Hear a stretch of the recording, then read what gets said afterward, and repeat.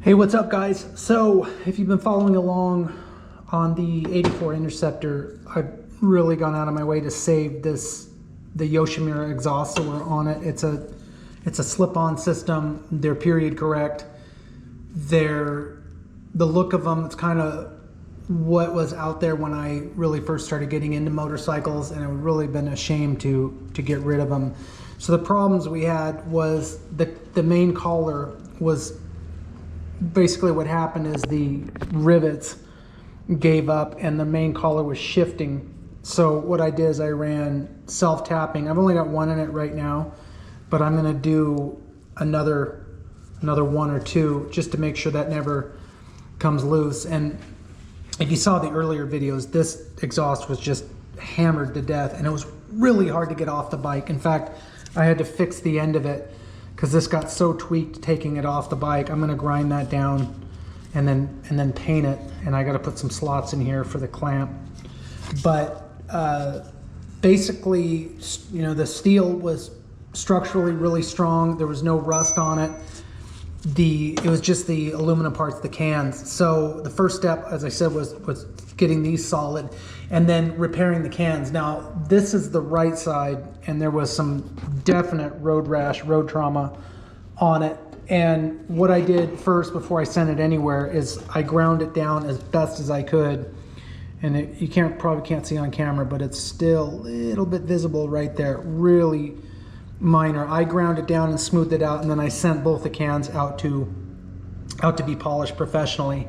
And then I've got the badges coming from Yosh, actually from a third party. They're original Yosh badges, brand new, and they'll go right on here. So the next step is basically what I had to do to get the cans off of here. I had to destroy the existing mounts. They were really they were riveted, and there was no way to get the silencer off. And here's the tips, or the inserts. I got to rewrap these. I've got the stuff to rewrap them, but there was no way to get them off without destroying and having to drill out the holes. And by drilling out the hole, now I can't do a rivet in it. So what I'm doing, it actually serves a couple of purposes, is I'm going to re-drill them, and I'm going to have them cocked up just a little bit for a couple of reasons. One, there's a pretty substantial dent on the back of this one, and by cocking it more inboard,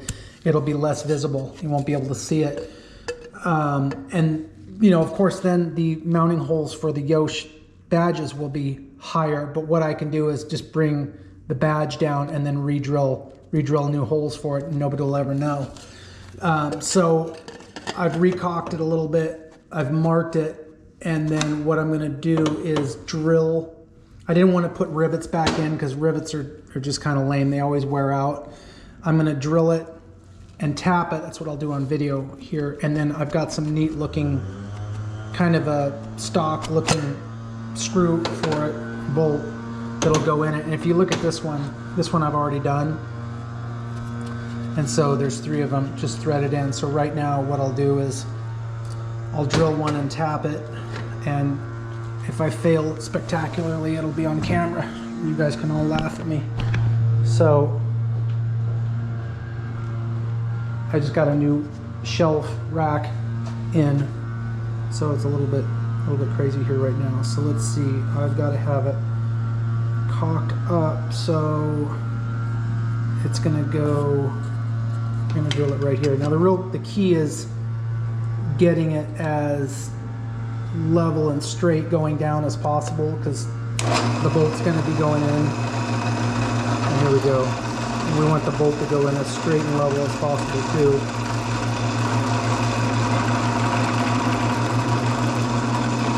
Alright, just a little starter, and I think I'm cocked. There we go. Alright, here we go. No going back.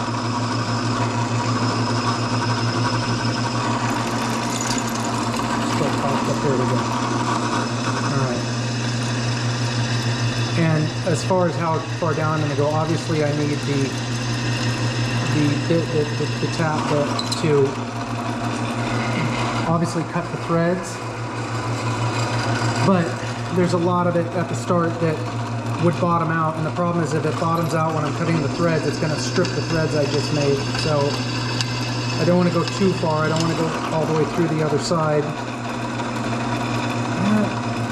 Pretty close. That looks about right. And once I start tapping it, it's not like I can come back and re-drill it. So I'm just going to go a little bit more just to be safe. All right. That's good. All right, so now, and it took me a little bit to get the right drill bit. I bought the tap and die set, but it didn't tell me what bit I needed to use for a 6 mil. This is a 6 millimeter by 1. So there's our new fresh hole. Looks pretty great. And then here we go. Here's the fun part. So a little bit of oil. A little bit, I said. And then I just thread this in. Now I've already cut threads with this, so I want to make sure that the tap bit is clean. All right, so I'm just going to hand first couple of threads are the most important. And again, just kind of like when I was drilling it, the most important part is just making sure that when it starts going in, it's straight.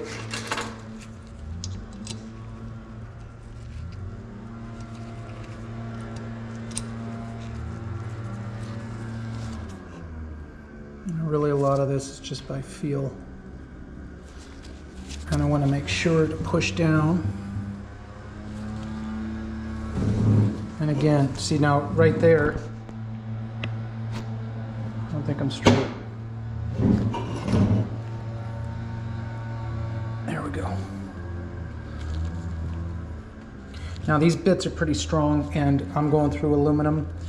If I wasn't, I would be going about a quarter half turn, backing it off, blowing it out with air, quarter half turn. But being the fact I'm going into aluminum, I've already done 3 of them, and it's pretty nice. If you can do it in one shot, do it, because you risk screwing up threads, going out, coming back in. All right, it's pretty much dead straight. And again, I'm going by feel. I can kind of feel when it bottoms out, but I could be wrong. Like I said, I don't want to bottom it out because then it'll start ripping threads apart. Okay, I'm gonna have to go way deeper on that one. That's not even enough, but I'll take a second. Just blow it out a little bit. And then, since I came out with it,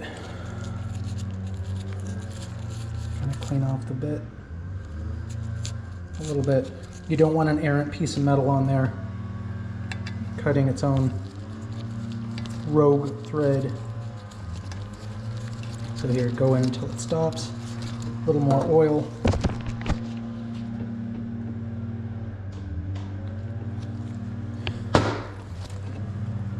And let's make some more threads.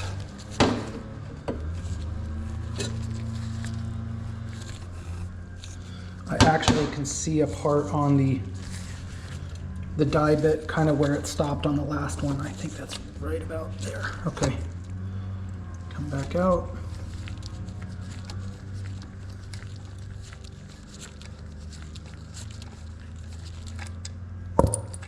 This will really be worth it saving this, because you can't go and buy one of these. You can't even find them anywhere. In fact, when I first started this, I called Yosh and said, hey, because they have a service that they do repairs, but not on 40-year-old, almost 40-year-old machine, pipes. So yeah, they kind of laughed at me a little bit. All right, so that should be, let's take a look. So it stops right there. It's still got to go a little more threadage.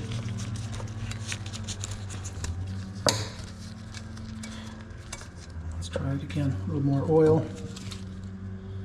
And again, working with aluminum, it's so much easier. If this was steel, it'd be quite a bit harder, and I'd have a little bit different technique.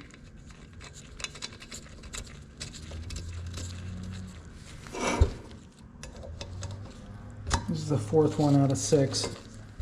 Haven't had any problems with them. Oops. Ding.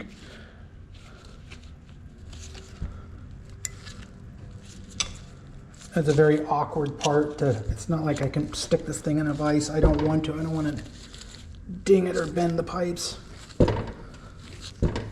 Okay. Feels about right there. All right.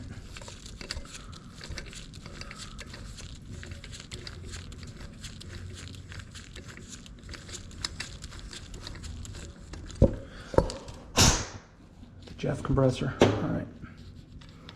Now we should be probably perfect depth. Let's take a look.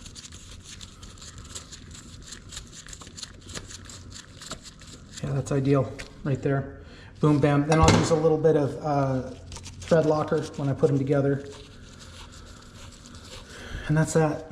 So I got 2 more to do and they'll go back together, but they're really gonna look outstanding. And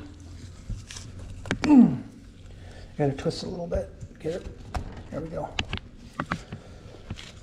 So that's perfect. So what I'll do is I'll line this one up. I gotta shift it a little bit more, but line this one up, and then I'm gonna change my marks on these. What